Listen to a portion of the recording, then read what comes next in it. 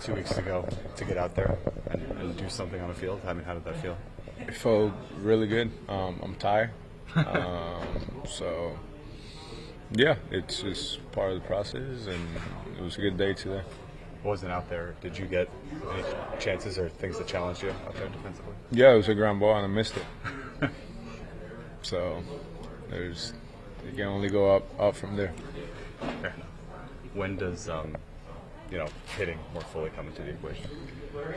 I still gotta get used to the ground balls, get used to moving my hand, and get it stronger.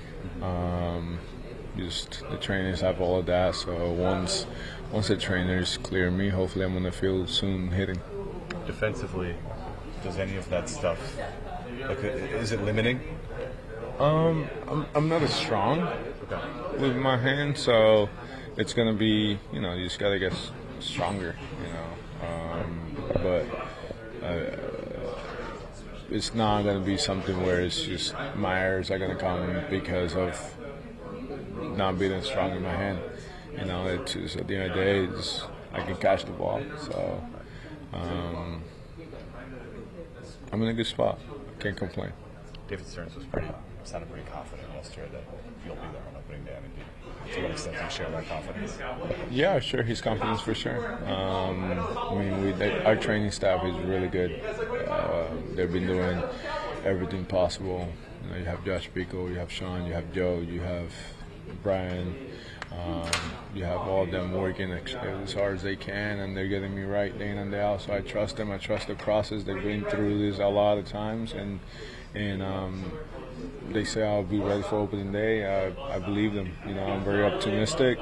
Hopefully everything here goes the right way, and we'll see where we at. Does that mean 100%? Because I'm sure you'd be plenty willing to do I'm that. I'm 100% optimistic about being there. But, well, I meant more like that you would feel 100% by that point versus playing at 90%, 80%. It'll be tough to be in a position where I can say I'm going to play 100%. When we depend on our bodies, there's very few guys that can tell you they feel 100%. So I'm sure there'll be some pains here and there, and I'm sure my hand's going to still hurt at times. Because everybody I talked to about hamate bone, they said it still bothers them at times. But ultimately it comes down to being able to play the game at that elite level. And that's what I'm trying to do, and whatever it takes to help my team win. In the lineup, my first couple of years, fighting for a roster spot, continue to kind of be in that depth conversation. And so I think that stuff, the specific things, there's always new specific things. But I do think it's a combination of both. I think, you want to feel healthy, you want to feel strong, and I'm just trying to make all 5 pitches feel season ready by the time we get there. What are the new specific things this year? I think, kind of just continuing to stay online, get down through the sinker and the changeup. Felt like when I first came in, I was a little behind the ball too much. So just kind of seeing the movement that I want to see again out of that pitch. Felt good with it today, and felt good the last couple of times touching the mound. So that's one of the things, and then just seeing the consistency from different pitches. Been happy with the way I've seen the slider. Feel like I'm in a really good spot with that pitch right now, and just, continuing to throw it consistently the same every time.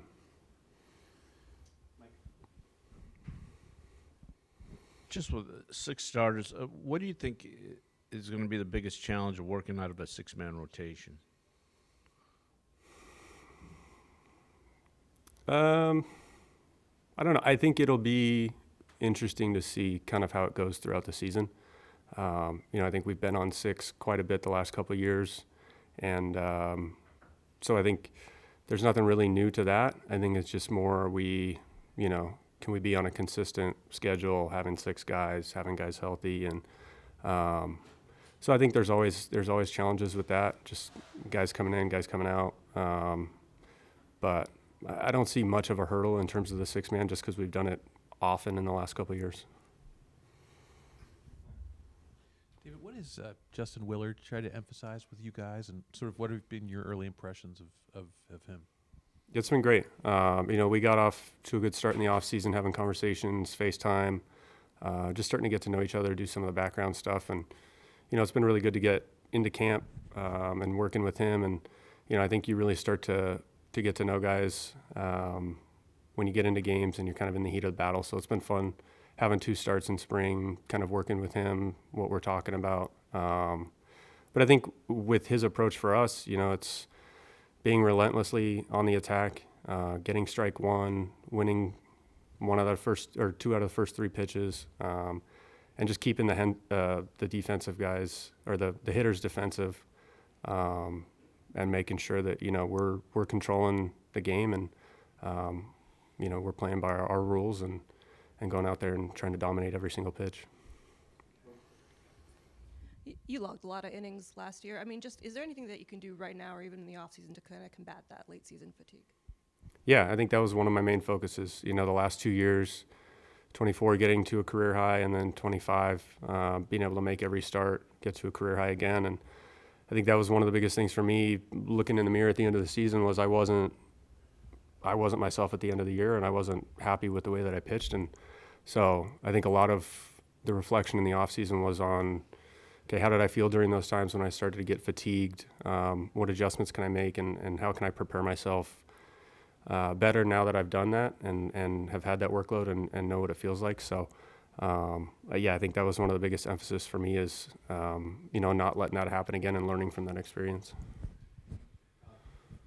How much of a challenge is that, to stay strong throughout the season and make all those starts and have them be quality? Because with the kind of stuff you and really all pitchers throw now, it takes a lot out of you than probably past generations. So how challenging is it to be the same guy in September as you are in May? Yeah, I mean, it's definitely a challenge. There's a lot that goes on, and you continue to put innings on the arm and on your body, and like I said, I think it's just about trying to find ways to combat that, and just being able to stick to your routines, adjust them as you need to, and but at the end of the day, that's what we're in the rotation for. We're there to make our starts, there to go deep in the game and give our team a chance to win. And so the more often we can do that, the better off we're going to be as a team.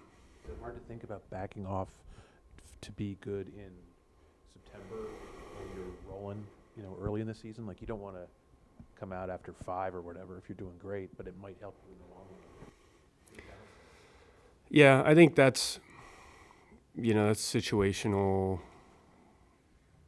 throughout the year. I think you could have a couple starts where you're around that 5+ 6 innings, and it's not as bad. And you might have a stretch where you're going 7, 8, 9 for a couple starts, and you're obviously going to feel the workload of that. So I think it's, there's part of that you can do it, but at the same time, I'm not out there starting to go 5 and get out of the game. And so, you want to go 6, 7 innings, and if not more. I mean, the goal is to go out there and go 9 every time. But, I think it's a matter of less so in the game, but more so on the side, kind of managing the workload, what you're doing in throwing, bullpens. So that was some of the stuff that I looked at in particular. That was kind of be my question. Were there any tangible changes, whether it's strength training, what you do in bullpens, like that you made to combat that going into the year? Yeah, I think it's, you take your routines, and I feel like I'm in a good spot. My routines are pretty solidified. We've done a lot of work with the trainers and strength coaches over the last couple of years, just in terms of getting me exactly what I need to do every single day and what works. And so I think it's, as we get later into the season, as we get to some of higher workload, managing, is it a little lighter on the lift and a little more conditioning this week? Is it, some of that stuff. So kind of playing that balance and just listening to your body and knowing what you need. You had some good games too down the stretch. Was it a matter of just being as consistent with those good pitches as you had been early, or was there some common thing that didn't feel as good when fatigue sets in? Yeah, I think, naturally when your body's fatigued, you're going to probably have some times where you compensate for one thing or another. And, I think it really comes down to going back to the routines and making sure that you're putting your body in the right position, you're good mentally, and just making sure that you're in the spot that you need to be in for every start. So, Yeah, I think that's the biggest thing for me is seeing how consistent I was for the first 20 starts, and it's one of the things I was least happy with at the end of the year was just kind of the last 8 to 10 starts in terms of the inconsistency. And so, it doesn't help when things aren't going our way as a team and we're not playing up to our standards. But like I said, these are all things that I took into the off season and wanted to learn from and not have those experiences happen again. Just the manner and Christian Scott is pitching for you this spring. What did you think today, and overall, what have you thought of him? Encouraging, exciting, healthy. That guy that we saw in 2024, where he was pretty good for us. Live on the fastball, attacking hitters, using the breaking ball, making pitches when he needs to. Another arm that is going to help us this year. What is the challenge of monitoring a guy like that who maybe wasn't 100% developed when he got hurt versus someone who might have had veteran years in the big leagues before he has that? Yeah, I think that's part of the becoming an established big league player. There's development, not only in the minor leagues but at the big league level. They're learning. You got to coach them. You got to teach them, and the game will tell them a lot as well. Make adjustments from pitch to pitch, at bat to at bat. The biggest thing, like I said, is just he's healthy. Now it's more of him continue to go out there, take the baseball, and continue to get better in a lot of different areas. Carlos, what did you see last year from Peterson that was so different in August, September than earlier, and what's he going to do to try to power through that? Yeah, as you go through it, you kind of look for everything, right? But then you look back during the offseason, he just got tired. He looked like he hit a wall. He was pretty dominant in that first half, make the All-Star team, but then it was a battle for him. That's kind of like the biggest thing that we saw in that second half. This is a guy that was going deep in games earlier, and then once we got past August, like I said, he had a hard time. So I think it's a learning experience, part of being a big league pitcher, healthy for a whole year, that they got to learn and manage themselves. So he's in a really good spot now. And again, another year under his belt where he experienced that. He knows the feeling of it, and he's prepared for it.